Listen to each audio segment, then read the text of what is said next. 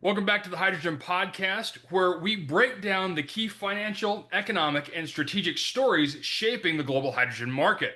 I'm your host, Paul Rodden, and today we're diving into a major international collaboration that's pushing the boundaries of industrial decarbonization.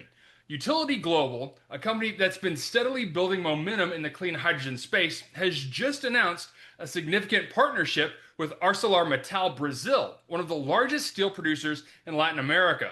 Joining me to discuss this development and more is Parker Meeks, President and CEO of Utility Global. Parker brings more than 2 decades of executive experience spanning traditional energy transition, infrastructure, and advanced manufacturing. From his time as CEO at Hyzon Motors to leadership roles at TRC and McKinsey & Company, Parker has helped shape the trajectory of energy innovation across the globe. Parker, welcome to the show. Paul, great to see you. Thanks for having me on again. Really excited to talk about utility, where we're at and where we're going. So glad you're back. So let's start with the big news.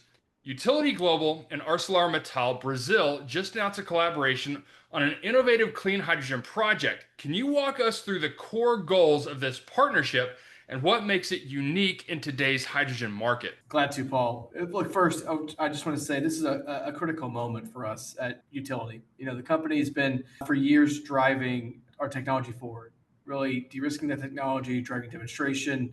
Steel is a market that we've been focused on because of how difficult it is to decarbonize steel plants. For those that are not aware, in steel, 70% of global steel production comes from a blast furnace. A blast furnace is one of the most carbon intensive industrial processes on the planet. And we need blast furnaces, because of the high concentration of production that comes from the blast furnace. We can't just turn blast furnaces off.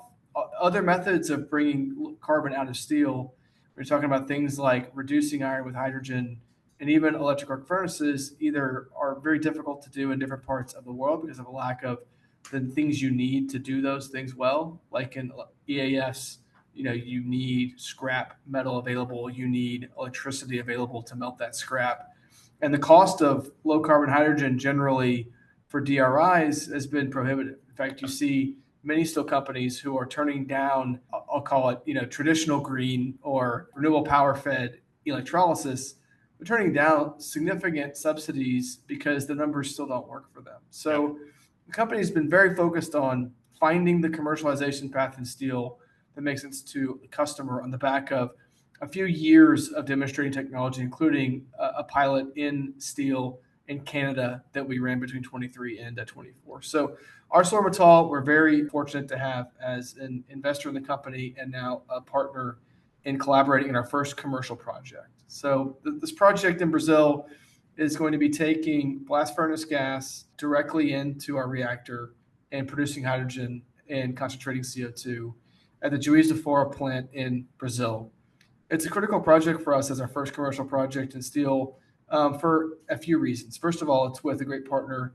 ArcelorMittal has been piloting technologies around the globe, trying to find different pathways to economically bring lower carbon to their steelmaking.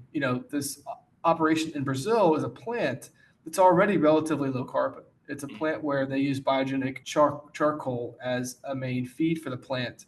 And additionally, have taken other steps to optimize. We're fortunate to have a flare available to us. So we're taking essentially flare gas and converting that to hydrogen and essentially proving that that technology works in a real plant within Arcelor's portfolio. And additionally, showing the steel industry that, major global steel players are ready to move forward to truly test our technology at commercial scale. And I love to hear that you're using flare gas for that. I mean, that's a completely wasted product that this is a great use case for it. It is. And it just adds to a very low carbon footprint already at that plant, which we're very excited to be a part of. And in steel, that's a pretty unique thing, right? Steel plants, similar to refineries and chemical plants, have been optimized over time. If you walk into most industrial scale steel plants, you won't find a flare, or you'll find a flare that's not on all the time. So we have to show capability at scale at 60, 100, 250 tons a day of hydrogen, which a typical blast furnace, world-class scale, could produce up to 300 tons per day of hydrogen if they gave us all the gas that they could. And at that scale, obviously, you're not going to be using flares. So, to get to this stage with a major steel company The steel industry, of course, is going to be doing first step projects like this first one with ArcelorMittal at this, call it sort of, 3 to 15 ton per day type scale, with a vision to go bigger, right? We're doing all this together so we can scale and actually take all the carbon out potentially from a blast furnace at that significant, 200 to 300 ton per day scale. And so, through the process, we have to show that we can be economic. We can take the carbon out, produce hydrogen, give it back to them in a way that doesn't change the cost of steel. And we look forward to proving that at scale. Absolutely.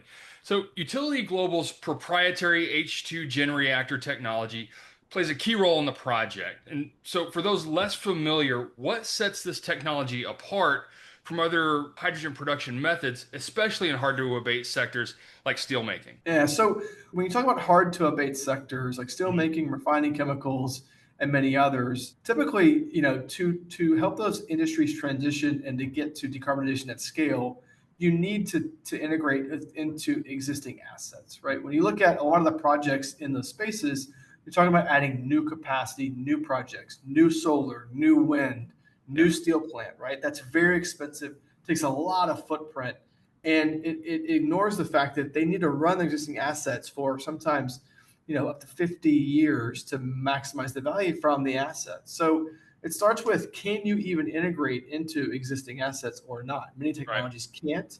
We uniquely can.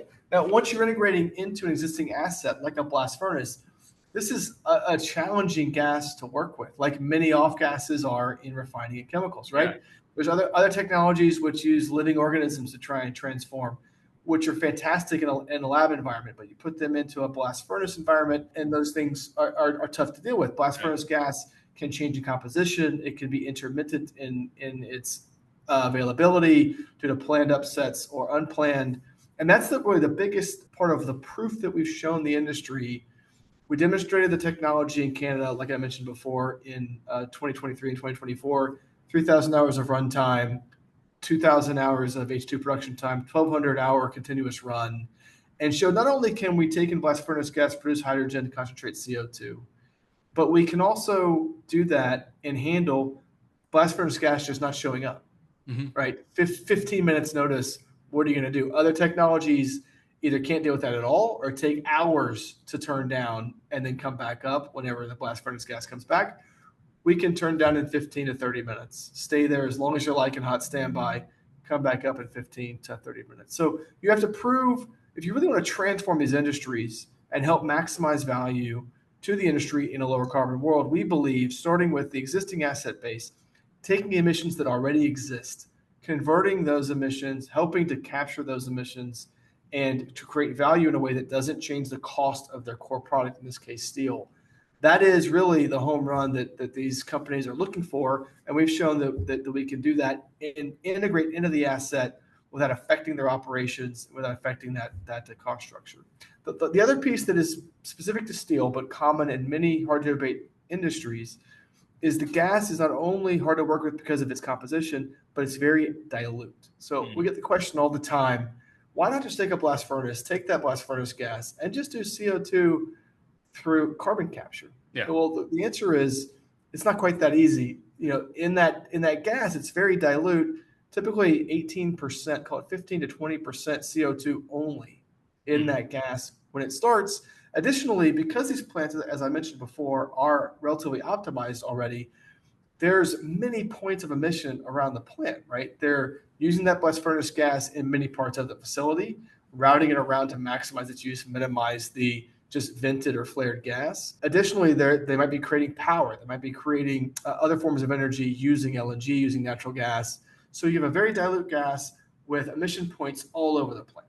Yeah. And what we can offer them is a pathway to take that blast furnace gas, take potentially all the blast furnace gas at scale, to convert it into hydrogen, give that H2 back to them as fuel, to displace coke, to displace natural gas, displace power, to allow them to have a single point of exit of that CO2 concentration that's up to 70% CO2.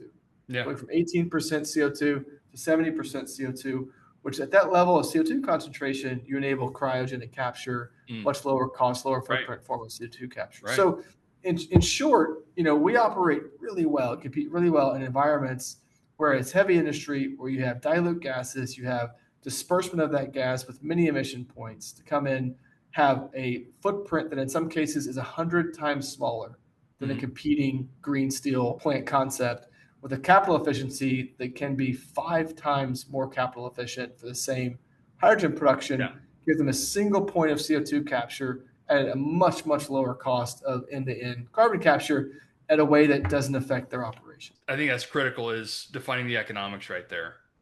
That's the big one. So steel is one of the most emissions intensive industries on the planet. You've touched on it. What does this project signal about the broader shift in industrial decarbonization? And what role do you see clean hydrogen playing in the future of steelmaking? So what I think you see is when you look at industrial decarbonization, 6 to 9 months ago was a pretty interesting and for many of us concerning time, right? With the changes in policy and direction that appeared to be on the horizon, both in the US and potentially parts of Europe, and the reaction of global players in different industries to a softening on the importance of decarbonization, right? We look at US policy that was foreshadowed to a change. There was a real concern that industrial segments would just move on and say, look, the pressure's off. We can focus on our core processes, emissions, and emissions controls may be less of a concern. And we see commitment, right? We see customers in industries like steel who say, look, we need these industrial assets like blast furnaces to be around for decades to come. When you look at the projections for steel, first of all, steel demand is growing. We need more steel. And we want that steel to be lower carbon. To fulfill that demand that's growing, if you look at any credible projection for steel and the composition of the production methods to make that steel, blast furnaces aren't declining. Blast furnaces are growing. We are bringing online new blast furnaces in many parts of the world, replacing the old ones. And these blast furnaces have decades of life that they need to run to maximize the value. So what we see is similar trends in other industries where we have customers that say, look, this is a world we need to have happen while also taking out carbon. And we're willing to do what we have to do to get ahead of that now, because these are investments, these are programs. We want to test technology. We want to drive it through our portfolio. And we see a real commitment longer term. Now, look, how does hydrogen fit into that, right? What you see with hydrogen is because of the nature of hydrogen, how abundant it is, how you can extract it, you can enable it from many different methods, and how we're now proving we can actually take the emissions that already exist in the plant, utilize those to provide the electrochemical potential we need to electrolyze water in the form of steam without the need for outside power, and to give them back that hydrogen as fuel. They can use that fuel back in the blast furnace itself. They can use that fuel on site to add other economic value in the place of other carbon emitting forms of fuel. And hydrogen is just so versatile in how it can be used given the relatively high energy content that you have. It is truly the Swiss Army knife that we all talk about in the space. And we're proving it now in heavy industry. So to summarize, I see a commitment that we weren't sure was going to be there 6 to 9 months ago from our customers. I see a real need of why we have to find a way to decarbonize these assets, and a unique opportunity for hydrogen to be that answer, given the many different ways they can utilize that as an effectively a value-added way to lower the cost of CO2 capture. And you've talked about this a couple of times, and I brought it up. From an investment and economics perspective, how scalable is this approach across ArcelorMittal's operations, or even more broadly across the industrial sector? Are we looking at a replicable model here? Yeah, so let me take steel as a overall segment and talk about scale.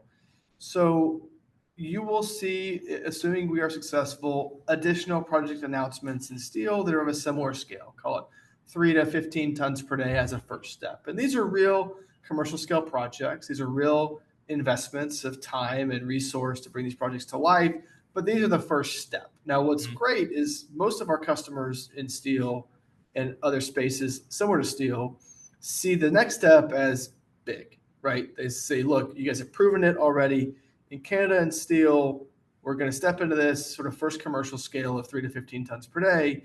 And then we're going to go 60, 100, 250 tons per day after that. And our technology scales readily It's essentially the core of the technology is a 3-foot long, 1-inch diameter ceramic tube, right? So think about your coffee cup.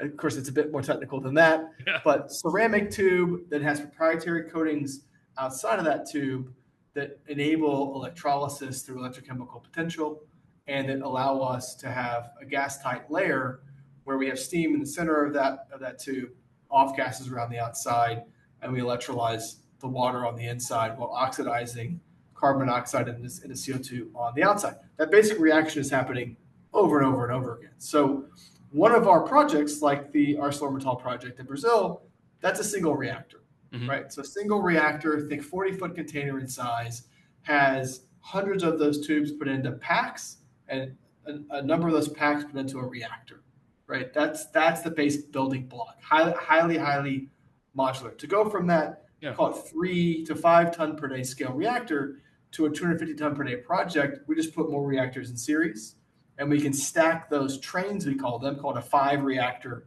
in series train, on top of one another up to 4 levels high. So you can get anywhere from a 30 to 150 ton per day block, and that's how we scale. Yeah. So what do you need to scale? You need a design that's modular. You need an ability to have a compact footprint.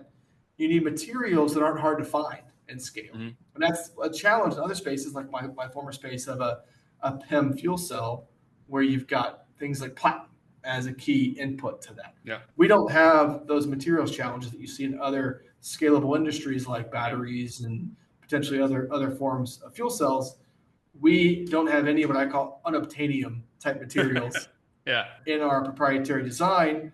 We have no China supply chain today, which is important for a US-based company. And because of the way that our modular system works, we're very confident in the scalability of it. I'm a geographer by trade and history. Why Brazil and why now? What does this project tell us about the momentum for clean hydrogen adoption in Latin America and other emerging markets? So it's a great question. And Brazil is a tremendous place to have our first project for a few reasons.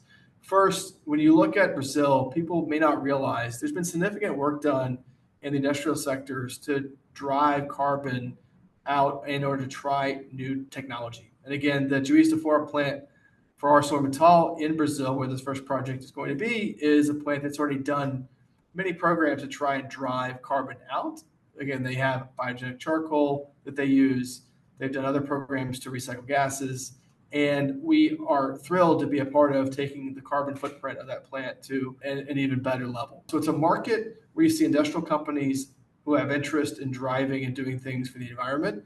It's a market where you have hydrogen demand, you have hydrogen usage, so they understand how it can be used.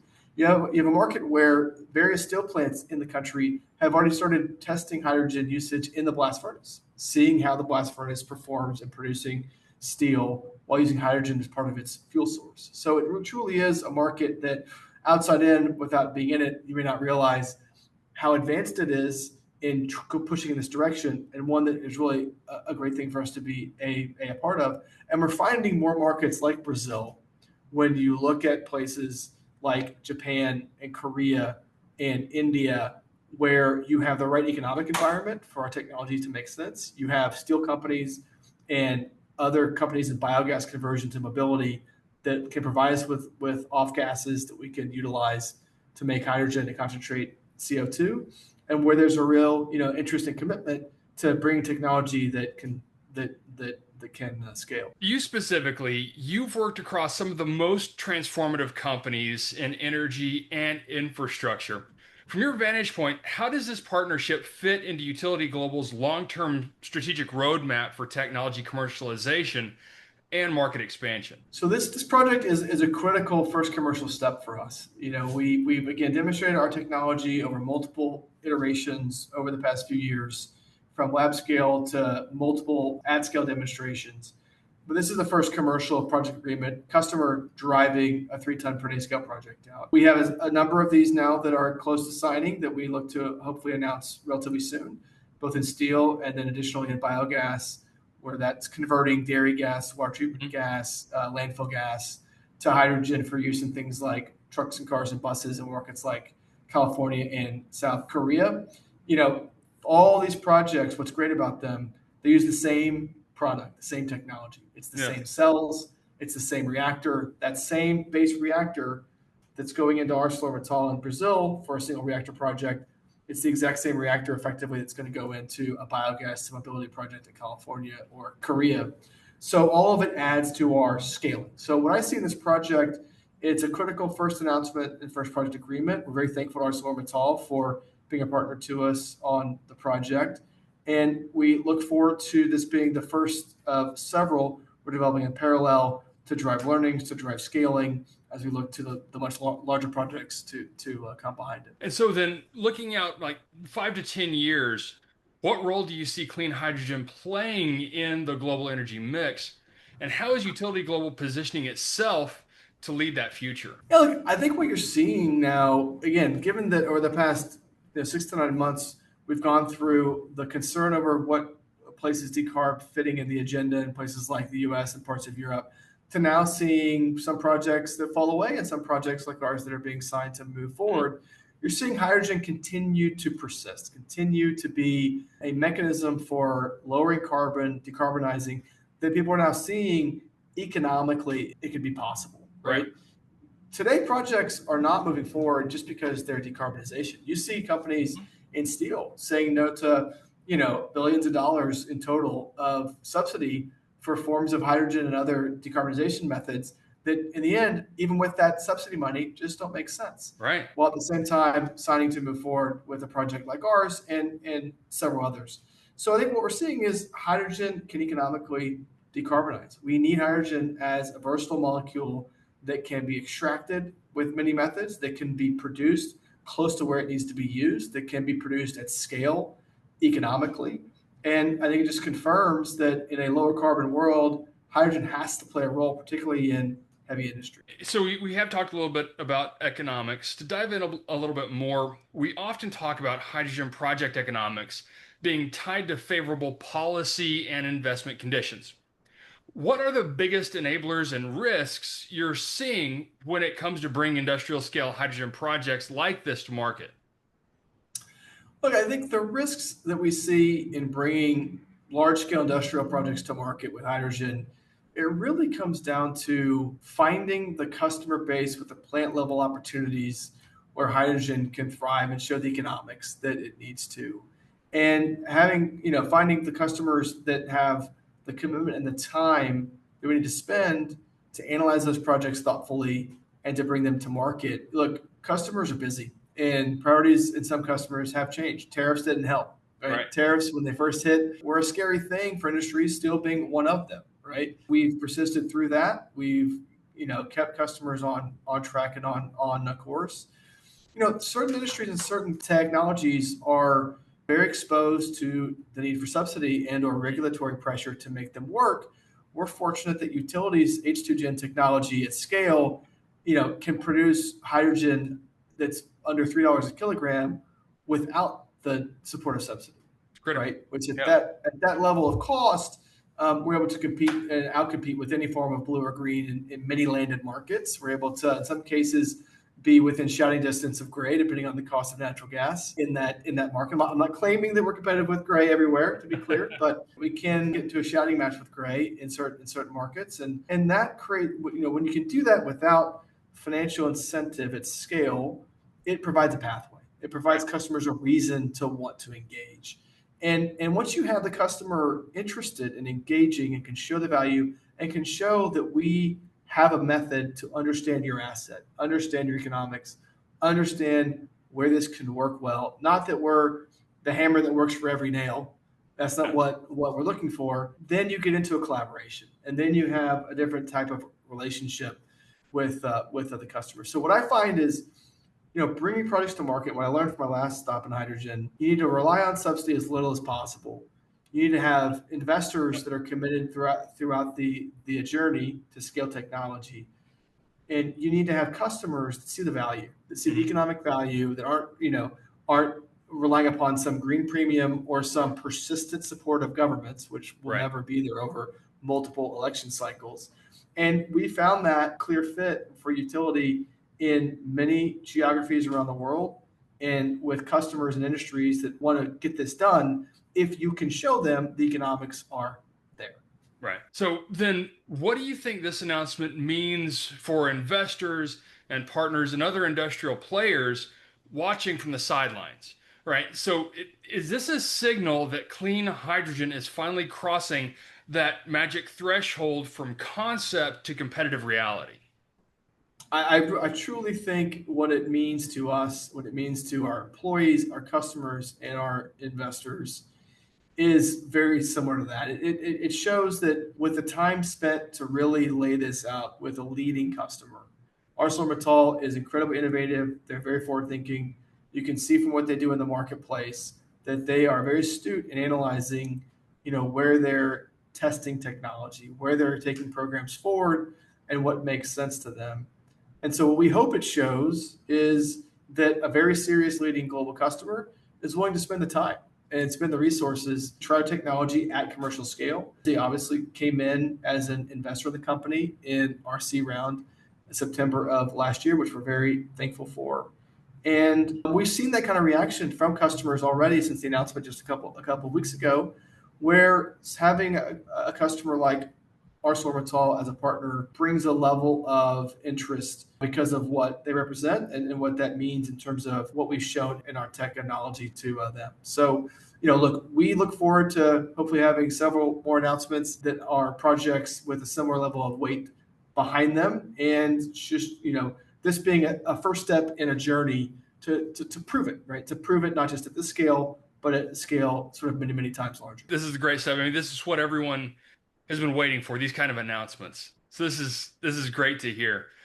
Parker, thank you so much for joining us today and sharing such valuable insight, not only into this landmark collaboration with ArcelorMittal Brazil, but also into the broader trends driving hydrogen adoption across heavy industry. For those of you listening, we'll link the full press release in the show notes. And as always, stay tuned on the Hydrogen Podcast for more conversations at the intersection of energy, innovation, and economics. Until next time, I'm Paul Rodden. Thanks for listening. Hey, this is Paul. I hope you liked this podcast. If you did and want to hear more, I'd appreciate it if you would either subscribe to this channel on YouTube or connect with your favorite platform through my website at www.thehydrogenpodcast.com. Thanks for listening. I very much appreciate it. Have a great day.